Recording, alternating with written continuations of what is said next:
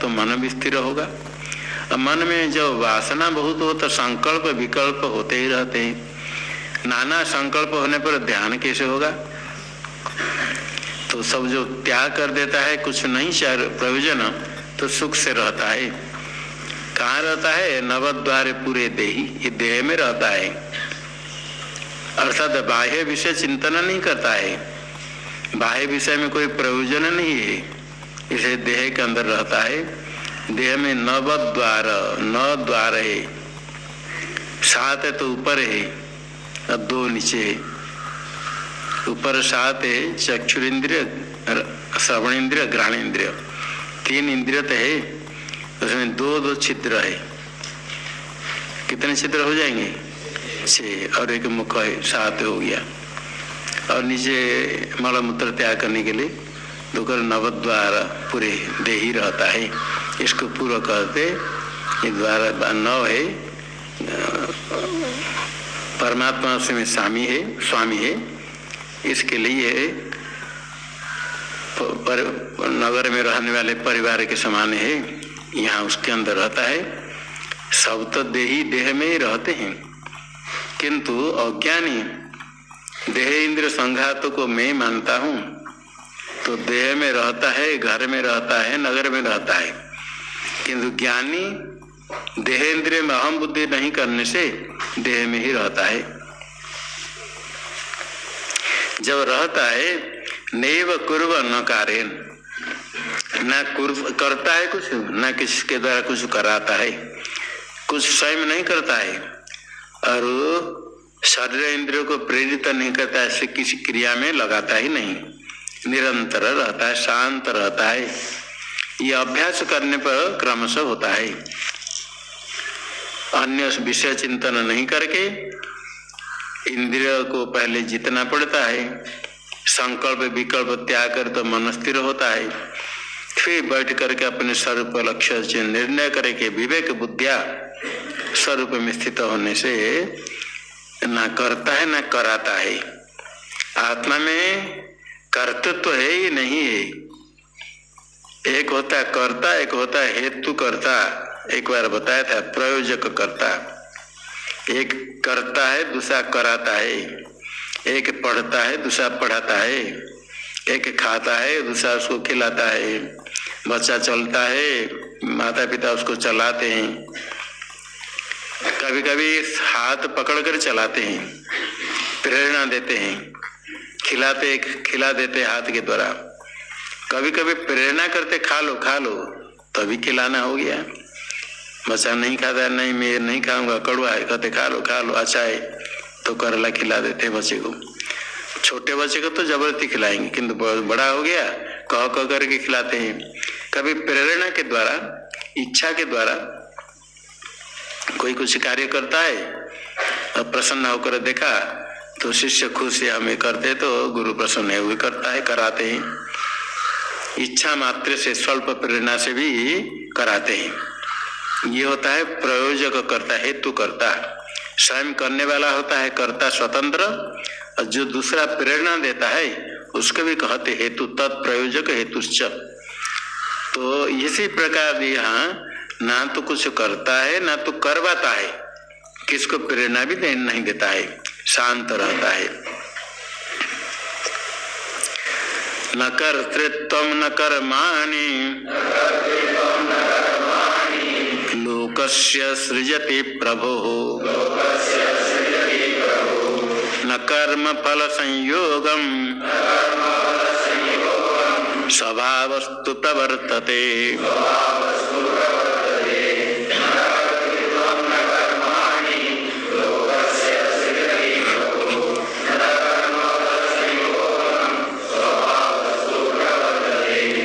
प्रभु लोकस्य न कर्तृत्वं न कर्माणि सृजति न कर्म फल संयोगम सृजति स्वभावस्तु प्रवर्तते। प्रभु प्रभवति इति प्रभु आत्मा।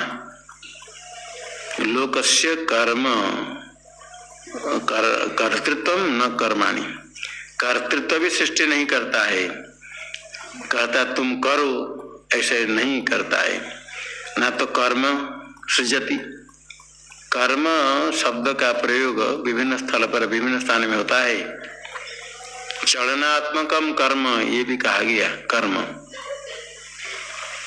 क्रियते कर्म, कोई कार्य को भी कर्म कहते हैं। घटम पश्यामि, घट है कर्म, दर्शन क्रिया का कर्म।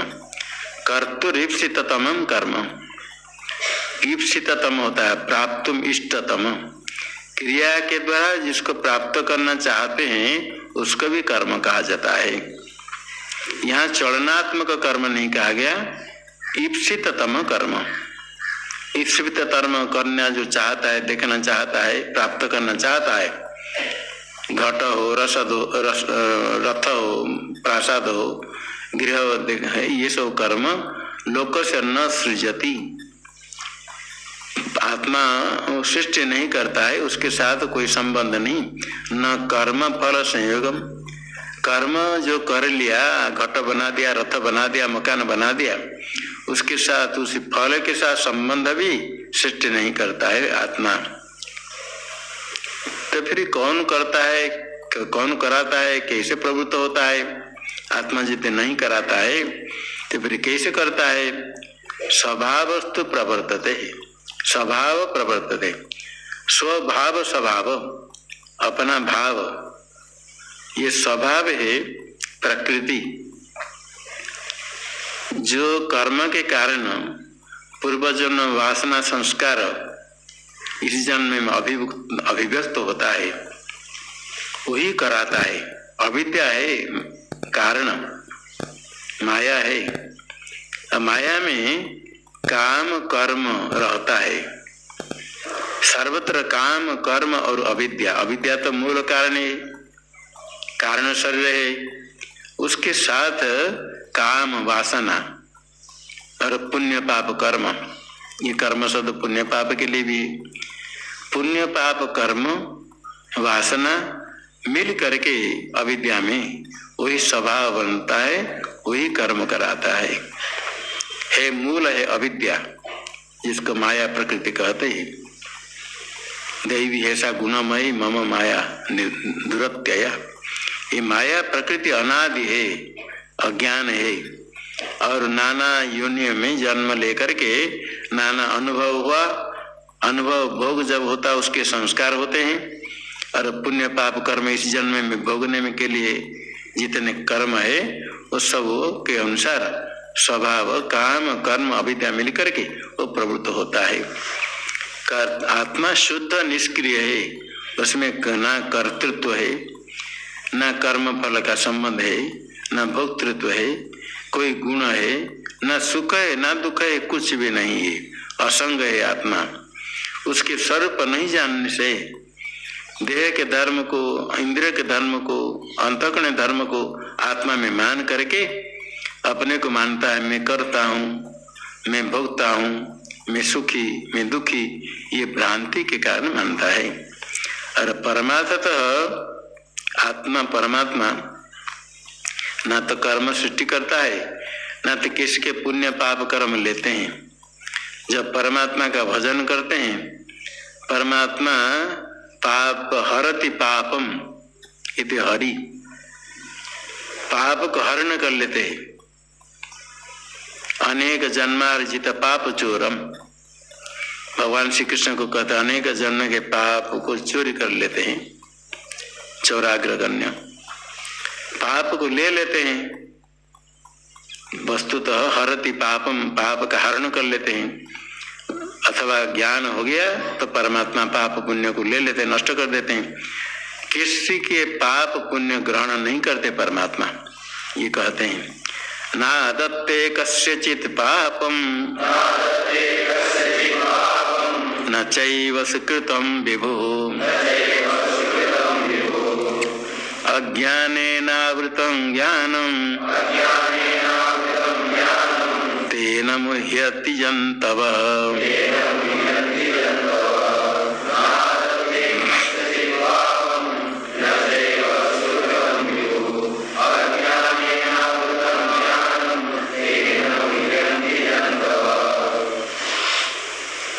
विभु कस्यचित् पापम नादते न चैवं सुकृतम आदते,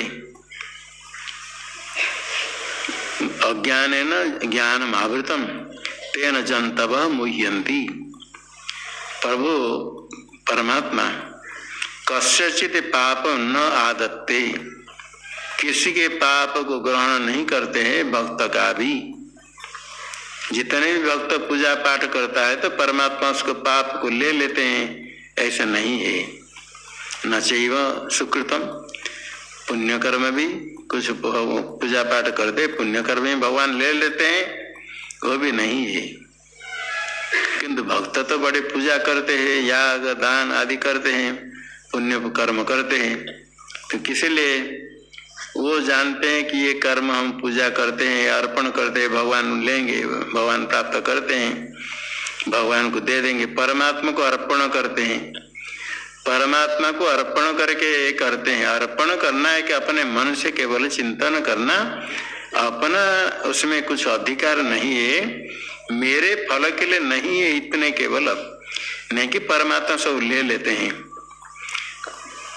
अज्ञान के कारण उनका ज्ञान ढक गया है सामान्य जन का।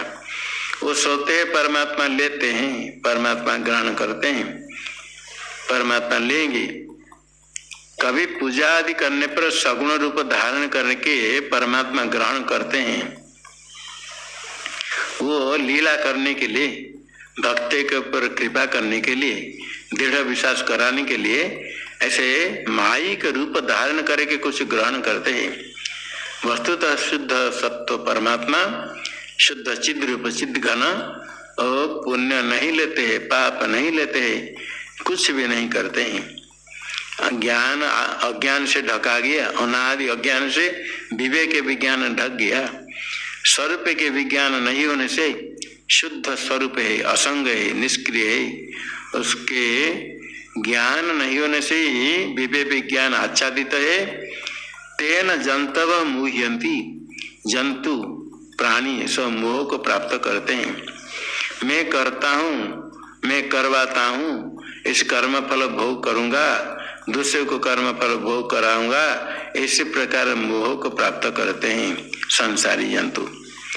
जब स्वरूप के ज्ञान हो जाए, भक्तों को भी चाहिए थोड़ा परमात्मा के स्वरूप कैसा है समझ करके चिंतन करे।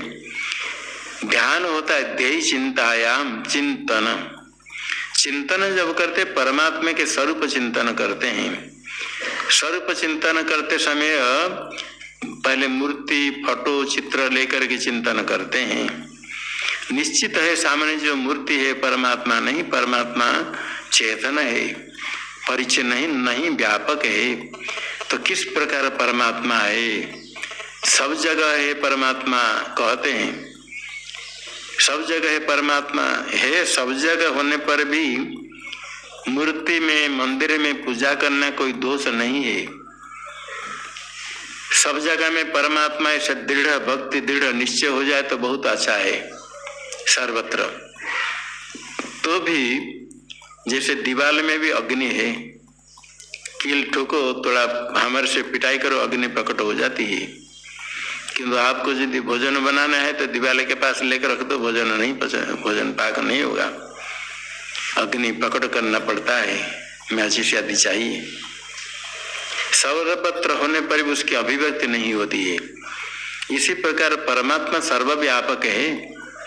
सगुण परमात्मा की पूजा अर्चना करने के लिए कुछ विधि विधान मुनियों ने किया।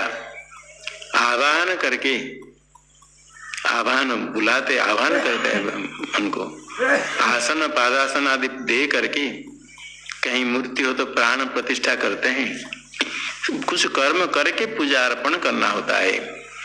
अपने स्वतंत्र करे तो बहुत कुछ कर्म करे, उसके बाद पूजा करना है। और मंदिर आदि में पहले से ही आवाहन प्राण प्रतिष्ठा आदि सब हो करके मूर्ति सिद्ध है।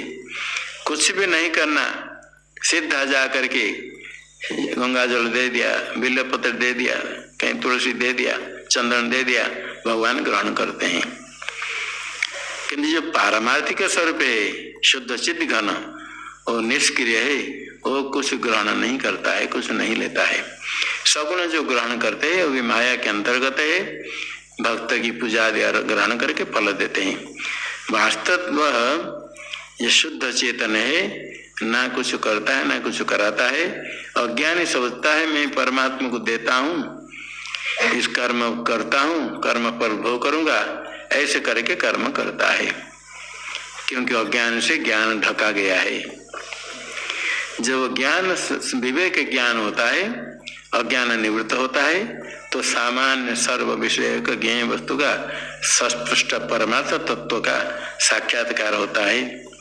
जिस प्रकार बादल हट जाने पर सूर्य का दर्शन स्पष्ट होता है, इसी प्रकार ये अज्ञान आवरण जब तक नहीं निवृत्त नहीं हो तो परमात्मा स्वरूप का निर्णय नहीं होता है। तो भक्त भजन करते समय भी परमात्मा का कैसा स्वरूप है, कहाँ है, कैसा है, इसी विषय में संशय तो अवश्य ही होता है। बहुत देर तक तो जप आदि ध्यान आदि करता है, थोड़े अंतःकरण शुद्ध होने पर जिज्ञासा होती है। सर्वत्र परमात्मा है, ऐसे दृढ़ निश्चय होने तक करना पड़ता है। प्रतीक उपासना आवश्यक है, शास्त्र में कहा गया। कुछ लोग खंडन करते हैं, वो नहीं, मूर्ति में भी परमात्मा बुद्धि करके उपासना करे। जो सर्वज्ञ सर्वशक्तिमान है, सर्वज्ञ होने से, सर्वशक्तिमान होने से आपके कर्म पूजा का ग्रहण करने का सामर्थ्य है, फल देने का सामर्थ्य है, और सर्वत्र पूजा ग्रहण कर सकते हैं। जिसका दृढ़ निश्चय हो जाए सर्वत्र है, दीवाल में भी पूजा करे, पेड़ में भी पूजा करे, पेड़ दीवाल छोड़ करके कुछ नहीं रह करके पूजा करे तो भी परमात्मा ग्रहण करेंगे, किंतु इसे दृढ़ निश्चय होना चाहिए। निश्चय होने के लिए पहले प्रतीक उपासना से प्रारंभ करना पड़ता है, तो उसके बाद सर्वत्र परमात्मा बुद्धि हो जाए तो फिर उस समय मंदिर में, दीवार में, पत्थर में, पेड़ में, आकाश में सर्वत्र समान है, ये होता है। किंतु पहले अभ्यास करने के लिए कुछ कुछ स्थल में परमात्मा बुद्धि करके ही अभ्यास करना पड़ता है। और शुरू से ही यदि प्रतीक उपासना नहीं करे, मूर्ति पूजा का खंडन करे, गुरुजन की अवमानना करे, पिता माता में परमात्मा बुद्धि नहीं करे, पत्नी अपने पति में परमात्मा बुद्धि नहीं कर पाए, शिष्य गुरु में परमात्मा बुद्धि नहीं कर पाए, मूर्ति में परमात्मा बुद्धि नहीं कर पाए, तो सर्वत्र परमात्मा बुद्धि कैसे हो जाएगी? वह आकाश से गिर जाएगी बुद्धि आपके। ऐसा नहीं, अभ्यास करना पड़ता है। कुछ कुछ शास्त्रीय स्थल पर पहले परमात्मा बुद्धि हो तो सर्वत्र परमात्मा बुद्धि होती है। पुत्र को पिता माता में परमात्मा बुद्धि, शिष्य गुरु में परमात्मा बुद्धि करे, पत्नी पति में परमात्मा बुद्धि करे, और मंदिर में, मूर्ति में परमात्मा बुद्धि हो, ऐसे क्रमशः सर्वत्र परमात्मा बुद्धि हो। तो ज्ञान अज्ञान से आवृत होने से परिच्छेद में अहम बुद्धि है, और परमात्मा से लेते हैं मैं कर्म करता हूँ, कर्म फल भोगता हूँ, ये सब भावना होती है। जो अपने स्वरूप समझ लेता है, निष्क्रिय आत्मा है, उसमें कर्म है ही नहीं, कर्तृत्व है नहीं, कर्म फल का संबंध नहीं है। अंतःकरण में है कर्म फल सुख दुख, अंतःकरण के साथ आत्मा का तादात्म्य अध्यास एकत्व भ्रम होता है। दोनों पदार्थ में एकत्व भ्रम होने पर दोनों के धर्मों का परस्पर अध्यास होता है। लौह पिंड को गर्म कर दिया, लाल हो गया, तो अग्नि के दाहकत्व लौह में दिखता है, और लौह पिंड के वर्तुलत्व गोलाकार अग्नि में दिखता है। दोनों धर्म के एकत्व भ्रम होने से परस्पर धर्मों का अध्यास होता है, आरोप होता है। अंतःकरण के साथ चेतन का एकत्व भ्रम हो जाता है। जिस प्रकार जल में आकाश का प्रतिबिंब दिखता है और बच्चा कहता है घड़ा में आकाश है, और जल अलग आकाश का प्रतिबिंब अलग, वो नहीं समझता है, कहता आकाश है, घड़ा में आकाश हिल रहा है। इसी प्रकार आपके अंतःकरण में चेतन का प्रतिबिंब चिदाभास है। अंतःकरण अलग, चिदाभास अलग। चिदाभास उसमें दिखता है, बिंब रूप चेतन का प्रतिबिंब। किंतु जब अंतःकरण का ज्ञान होता है, उसके में चिदाभास विशिष्ट ही होता है। अलग नहीं होने से चिदाभास अलग, अंतःकरण अलग नहीं लगता है, उसी को लगता है कि मैं हूँ। उसमें आत्मत्व ब्रह्म होता है, आत्मत्व बुद्धि होती है। उसे अहम बुद्धि होने से, अंतःकरण और आत्मा का एकत्व बुद्धि हो जाने से अंतःकरण का धर्म आत्मा में, सुख दुख कर्तृत्व आत्मा का धर्म अंतःकरण में चेतनो हम करोमि, चेतनो हम करोमि कौन से? आत्मा का चैतन्य बुद्धि में, बुद्धि का सुख दुख कर्तृत्व आत्मा में कैसे आरोपित होता है, उसकी निवृत्ति के लिए ज्ञान चाहिए। आगे कहते हैं ज्ञानेन तु तद ज्ञानम येषां नाशितमात्मनः तेषामादित्यवज् ज्ञानम् प्रकाशयति तत्परम्।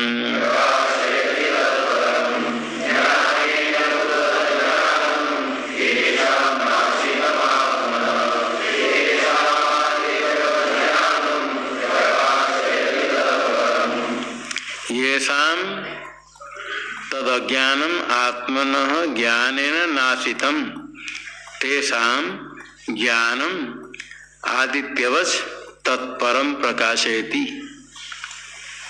येषां ज्ञानेन आत्मनः ज्ञानेन तदज्ञानम नाशितम्, आत्मा के ज्ञान से आत्म विषय का अज्ञान नष्ट हो गया। ज्ञान जिसका होगा उसी विषय का अज्ञान नष्ट होगा।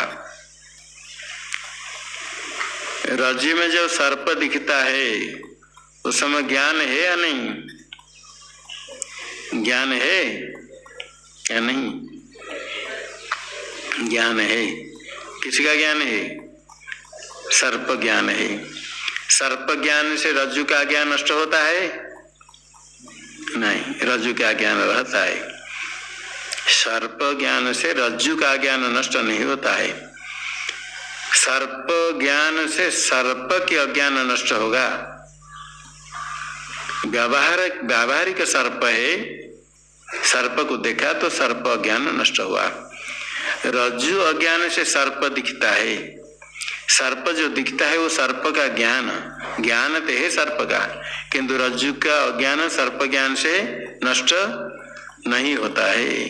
तो रज्जु के अज्ञान का नाश करने के लिए कौन सा ज्ञान है? रज्जु का ज्ञान। रज्जु के ज्ञान से रज्जु का ज्ञान नष्ट होगा। आत्म विषय का अज्ञान की निवृत्ति होगी आत्म विषय का ज्ञान से। जीव ब्रह्म की एकता है, उसके अज्ञान से संसार। मैं ब्रह्म हूँ, व्यापक परिपूर्ण ब्रह्म आपका स्वरूप है, अद्वितीय निष्क्रिय निर्विशेष परिपूर्ण आत्मा आपका स्वरूप है। उसके अज्ञान से ही संसार, और उसकी निवृत्ति करने के लिए उसी का ही ज्ञान चाहिए। इसलिए आत्मनः ज्ञानेन तु तद अज्ञानम येषां नाशितम, अज्ञान से जो आवृत हुआ था अज्ञान, उसी अज्ञान की निवृत्ति आत्म विषय के ज्ञान से होती है। आत्म विषय ज्ञान से जिसका ज्ञान नष्ट हो गया, जिसका ज्ञान नष्ट हो गया, तेषां येषां नाशितम तेषां ज्ञानम तत्परम आदित्यवत प्रकाशयति। जैसे आदित्य उदय होते हुए सारे ब्रह्मांड का प्रकाशक है, रूप आदि सब रूप घटपट आदि का प्रकाशक है, सूर्य प्रकाश जैसे सब का प्रकाश कर देते हैं। इसी प्रकार जो ज्ञान होता है स्वरूप ज्ञान, आत्म स्वरूप का वास्तव ज्ञान, वो ज्ञान तत्परम प्रकाशयति। परम है परमार्थ तत्व, पारमार्थिक ब्रह्म स्वरूप, उसको प्रकाश कर लेता है ज्ञान। ज्ञान है परमात्मा का प्रकाशक। ये कहा जाता है परब्रह्म का प्रकाशक, प्रकाश ही थी तत्परम। परब्रह्म स्वयं प्रकाश है, उसका प्रकाश करने वाला ज्ञान क्या है? कौन प्रकाश करेगा उसको? बहुत बड़े दीप प्रज्वलित है, बहुत आलोक है, और एक छोटा दीप है, वो भी प्रकाश है। बड़ा दीप से छोटा दीप प्रकाशित है, और छोटा दीप बड़ा दीप को प्रकाश करेगा।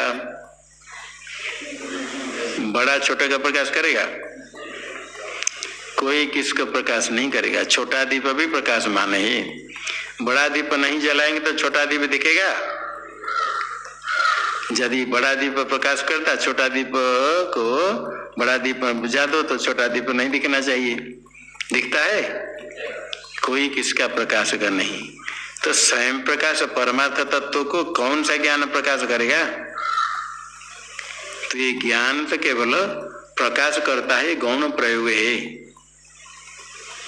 अज्ञान को नष्ट कर देता है। अज्ञान नष्ट हो गया तो स्वयं प्रकाशमान आत्म परमार्थ तत्व प्रकाश हो गया। स्वयं प्रकाशमान ब्रह्म पहले से भी था, अज्ञान से आच्छादित था। ज्ञान आकर के अज्ञान को जो नष्ट कर दिया, स्वयं प्रकाशमान ब्रह्म अभिव्यक्त हो गया। तो कहते उससे ने प्रकाश कर दिया। संपत्ति आपके पास है, आपको मालूम नहीं है। भूमि में है ये संपत्ति, आपको मालूम नहीं। कोई आकर के मिट्टी खोद कर दिखा दिया और संपत्ति आपको मिल गई। क्या कहते उसने हमको संपत्ति दे दी, उसने दे दी, आपके पास थी, वो दिखा दिया, तो भी कहते उसने हम कितनी संपत्ति दे दी। इसी प्रकार हाँ, जो आवरण था हटा दिया, आपकी संपत्ति आपको मिल गई। अज्ञान के कारण आच्छादित था। ब्रह्माकार वृत्ति को कहते ब्रह्म ज्ञान। वृत्ति है अंतकरण का परिणाम। उसी ज्ञान से अज्ञान की निवृत्ति होती है। ये स्वयं प्रकाशमान शुद्ध ब्रह्म है, वो अज्ञान का प्रकाशक नहीं, अज्ञान का आश्रय, अज्ञान का आश्रय है, अज्ञान का भाषक है, प्रकाशक है, अज्ञान का नाशक नहीं है। अज्ञान का नाश करने के लिए वेदांत श्रवण से अंतकरण में वृत्ति होती है।